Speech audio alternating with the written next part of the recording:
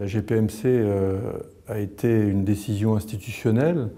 L'établissement, bien entendu, a suivi les directives qui lui étaient demandées, et notamment en matière de GPMC, où nous l'avons inscrit dans un axe fort du projet social de l'établissement. Les hôpitaux du Léman sont lancés dans le cadre du projet d'établissement actuel et donc de son projet social, parce qu'on partait d'une situation où il n'y avait pas vraiment dans l'établissement de fiches de poste systématiques, de descriptions des métiers et de ce qu'on attendait des agents. On a eu la démarche qualité V2007, des experts visiteurs, l'HAS est venu dans l'établissement et a fait des recommandations concernant la gestion des ressources humaines, nous demandant de généraliser des fiches métiers. Alors, les conditions dans lesquelles le centre hospitalier de Villefranche s'est engagé dans la démarche GPMC sont directement liées à la circulaire du ministère de la Santé d'octobre 2007. En début de l'année 2008, l'agence régionale d'hospitalisation, à l'époque en Rhône-Alpes, a relayé cet appel à projet. La particularité de cet appel à projet consistait à ce que les projets déposés devant les agences soient des projets de territoire, c'est-à-dire portés non pas par un seul établissement, mais par plusieurs établissements d'un même bassin de santé. L'outil qu'est le répertoire national des métiers de la fonction publique hospitalière est un outil majeur pour la GPMC. On a essayé, bien entendu, et surtout pour la cartographie des métiers, de s'appuyer exclusivement sur ceux qui étaient référencés. Dans notre établissement, on en a identifié 88 sur un total de 183 déterminés dans le répertoire.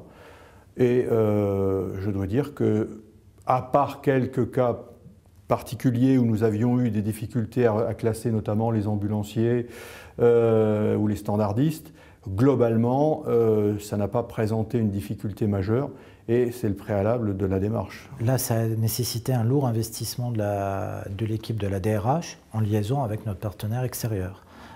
Donc nous avons fait une extraction de notre fichier issu de notre logiciel RH, que nous avons extrait dans un logiciel Excel, et nous avons essayé de travailler sur les correspondances entre les grades, statuts et les métiers. Alors c'est vrai que comme nous sommes des établissements de proximité, on a une grande connaissance de nos agents. C'est vrai que par rapport dans un CHU, notre démarche aurait été plus compliquée. Ce premier niveau, donc là, il a été fait en interne au centre hospitalier de Firminy.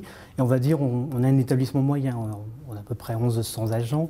Donc on s'est dit, on ne va pas découper l'établissement, on va tout faire. Donc on est parti. Alors c'est vrai, on a pris un stagiaire qui nous a aidés, qui a concrètement été voir les cadres de santé. Donc c'est comme ça que nous avons fait notre arborescence métier. Donc elle est à ce jour à peu près exhaustive. Nous avons une bonne arborescence métier au centre hospitalier de Firminy. On a démarré sur faire les fiches métiers et décrire les métiers en partant du répertoire. Et ça, on l'a fait avec des groupes de travail d'agents volontaires. Le tout étant managé dans un premier temps par une apprentie qui était en master de ressources humaines et qui pendant 1 an a travaillé sur ce projet.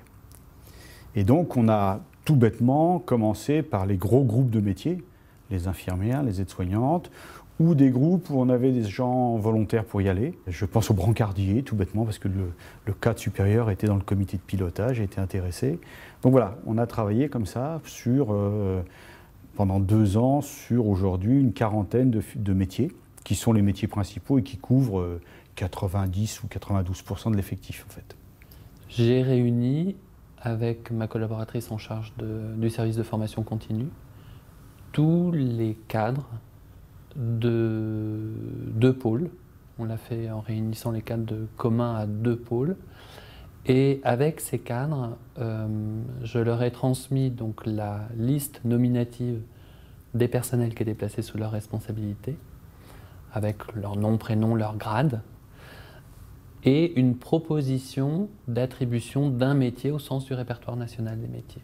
Et l'objectif était de valider la préaffectation d'un métier par la DRH et au besoin d'attribuer un 2e, voire un 3e métier, puisque dans certains établissements, dans certains services, on peut trouver une même personne qui occupe 1, 2, voire 3 métiers.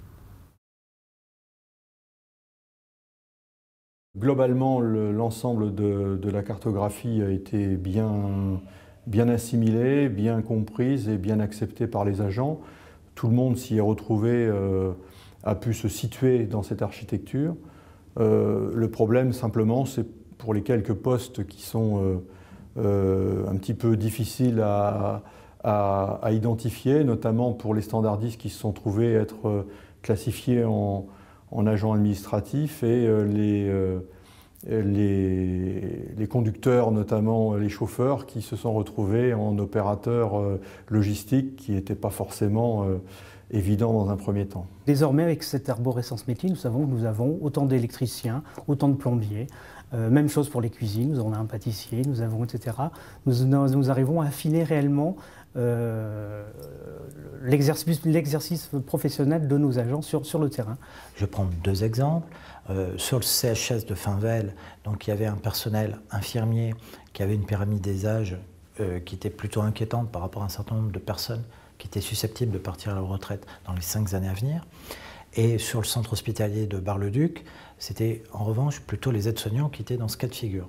Donc nous nous sommes servis de cette pyramide des âges pour adapter notre politique de formation dans le cadre du plan de formation de l'année. Donc nous avons favorisé les promotions professionnelles ici à Finvel et IFAS, donc à Bar-le-Duc. Une fois que nous avons fait ce premier travail, effectivement, c'était une approche quantitative. Un métier a retenu toute notre attention, c'est le métier de secrétaire médical. Pourquoi? Parce qu'on s'aperçoit, en tout cas ce travail actuellement sur la GPMC, nous permet de voir que le métier de secrétaire médical est en pleine évolution. Comme on dit, c'est un métier sensible. Pourquoi? Parce que pour des raisons technologiques. La dictée vocale, la reconnaissance numérique, c'est un métier qui évolue beaucoup.